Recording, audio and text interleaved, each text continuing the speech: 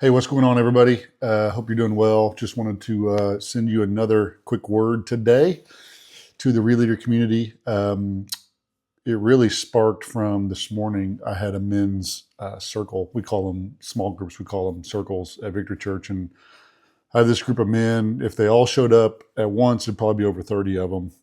This morning, it was more like 15 or 16. And we just talk business. We talk about leadership. And I was driving home just a couple of hours ago thinking, man, I need to talk to the Releader community about this. So that's what I want to talk about. Okay, so here's what it was about. So I spoke on a message this past weekend. I'll give you kind of the Cliff Notes version of John the Baptist when Jesus told the crowds, he said, "Never has there been one greater of all people born unto a woman. There is never been anyone greater than John the Baptist," which is crazy to think about because compared to Elijah, compared to Moses, compared to Abraham, compared to Solomon, I could think of a lot of people in the Bible that were greater than John the Baptist. But from Jesus's perspective, he said, there has never been anyone born to women that's greater than John the Baptist. And then he goes on to say, the very next line, he says, "Yet those who are the least in the kingdom of heaven are greater than John the Baptist." So think about this. He's saying John the Baptist is the greatest to ever live, but you actually have the capacity to be greater than John the Baptist. How do I do it? By being the least in the kingdom of heaven.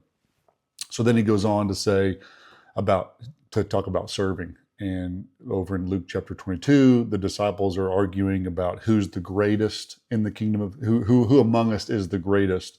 Same Greek word, mizon, that is used referring to John the Baptist as the greatest. The disciples are arguing about who's the greatest, and Jesus corrects them and says, "Hey, the kings of the Gentiles lord it over them. Those with authority rule, call themselves benefactors." But then he says this, he says, "Those who are the greatest among you are those who are the youngest." If you look that up in the Greek, it means the least, same kind of vibe. And then he says, and secondly, the greatest among you are like those who serve.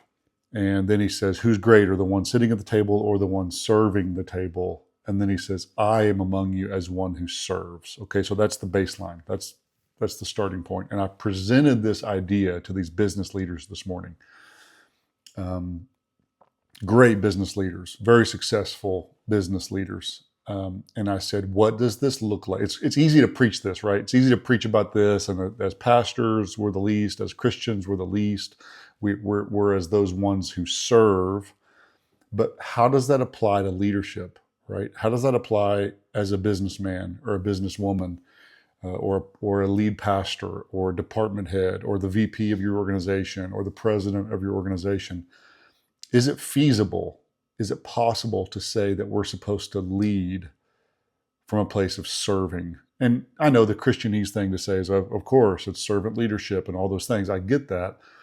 But what do we do when we have to be assertive as leaders? What do we do when we have to fire someone? What do we do when we have to be stern? One of the businessmen there said, "Listen, there's a private equity firm that's an investor in my organization, and this private equity firm is toxic. They're horrible. They're horrible people.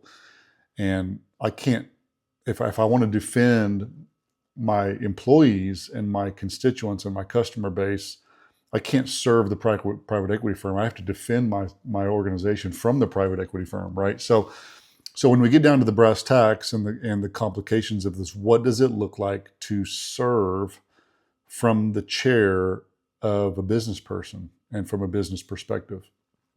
And so we had a great conversation. I just want to share you a couple of thoughts that came from this conversation. Look at the life of Jesus, right? He's stooping down to help the lowliest. He's bringing in the sinners like Zacchaeus. He is doing all of these things that would very easily be able to associate him with one who serves. He died on a cross, for goodness sake. He died for us came as a ransom. The book of Mark says that Jesus says, "I didn't come to be served. I came as one who serves and gives my life up as a ransom." But also, Jesus is also the guy who came into the temple and flipped over tables and drove people out with a whip. And so I think it could be said, this is kind of some of the conversations we had, that Jesus was a different kind of leader in different situations. And even when he was being disruptive, he did it in a way that was appropriate for the situation. And we're fools if we think that as business leaders and leaders in general, there aren't times where we have to step up and be assertive and be firm. So what do you call that? Perhaps, yeah, I had a professor in my doctoral, one of my doctoral classes in leadership class, who, he's not the first to coin it, but he said Jesus was a situational leader. You know, we have books on servant leadership, we have books on authoritative leadership, all these different styles of leadership. But really, what Jesus was, he refused to be cornered into one type of leader. Really, what Jesus was a situational leader. He could pop in and out of every situation depending on what the moment demanded. And so, what I think a term that could be used is that we discussed is meekness. The idea of a meek leader. I had a conversation last week with another business guy in the church, where I presented this idea of meekness, and he said, no, meekness is weakness. And I said, no, it's not. Meekness is not. If you look up the word meekness in the Greek, it's the Greek word praus, and it means a quiet strength. It actually means strength under control. And if you dig into the definition of that more, it actually gives examples or illustrations. And one of those that it gives is that of a wild horse, a horse that has immense power. I mean, just unbelievable power. But it describes meekness as a wild horse who has been tamed. So a wild horse that has been tamed has not lost its strength. It just knows how to control it. And so I think this is really boiling down to part of the key of being a great leader. Being a servant leader does not mean you're a weak leader. Being a servant leader does not mean you're a pansy and you walk around with your head down, letting people walk and tramps all over you. It's about being a meek leader. And let me give you an example of what I feel like meekness could look like. I could approach you as an employee with my finger screaming, yelling, exuding my power and my authority over you, but I actually think you could still illustrate control and even authority from a posture of meekness. I think that has to do with cadence. I think it has to, in conversation, I think it has to do with eye contact. What I'm saying is I actually think I could be authoritative in a healthy way by keeping my tone down, by looking you right in the eye, by being very firm and stern in the words that I'm using, but I'm using a cadence similar to the one I'm using right now, where I'm pausing.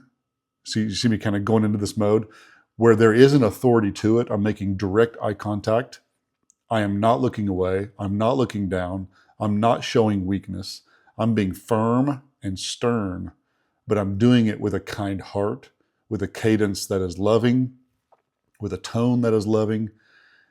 And I think this is an illustration or an example of what meekness can look like. And so I'm curious to hear your thoughts. I would love to hear your thoughts on this. If you want to put some things in the comments of this.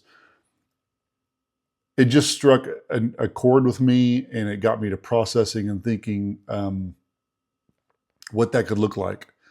And I think about this in Psalm 37, and I believe it's Matthew. It's in Matthew. Jesus quotes this psalm. I believe it's Matthew 5, maybe.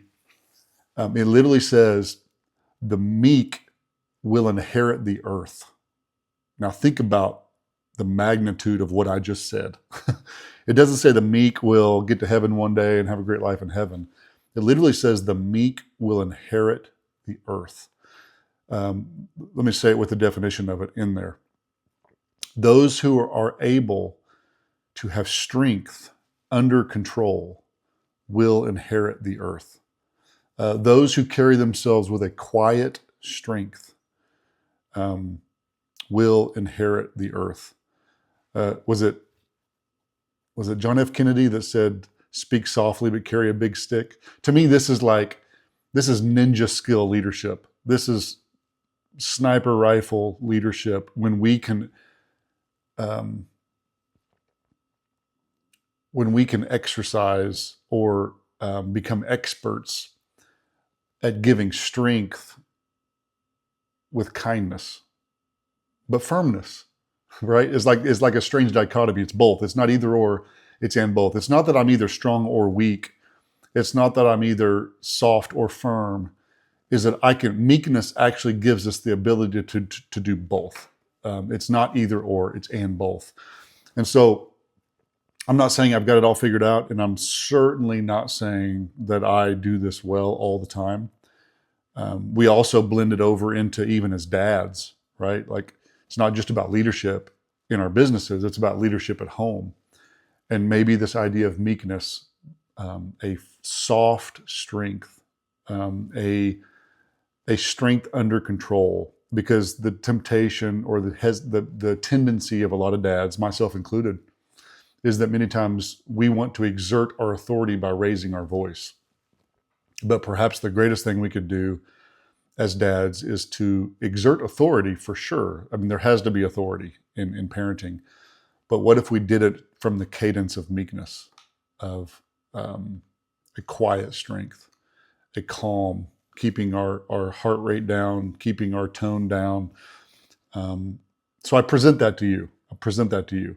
If Jesus said John the Baptist is the greatest to ever walk the face of the earth, but you could actually be greater.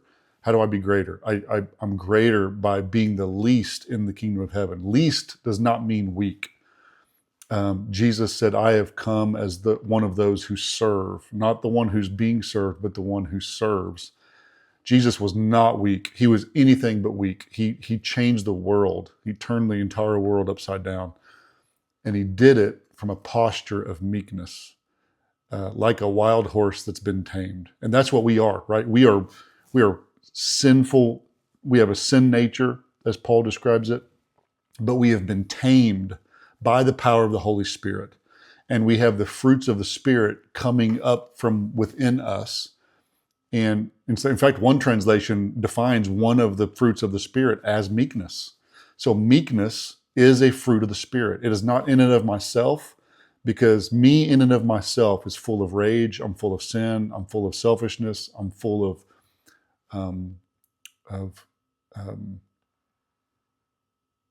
insecurities, right? I'm full of all of these things in and of myself, but by the power of the Holy Spirit living in me, I'm able to be a wild horse that's been tamed by the Spirit of God. And I don't live according to the flesh. I live according to the Spirit. So even though I live in my flesh, I still am that wild horse. There is something in me that has tamed me, but it does not mean God removes the strength from me. The strength is still there. It's that I do it from a place of meekness. It's a quiet strength. It's a strength under control. Okay, I've rambled enough. Love you guys. Hope that encourages you today. Have a good day.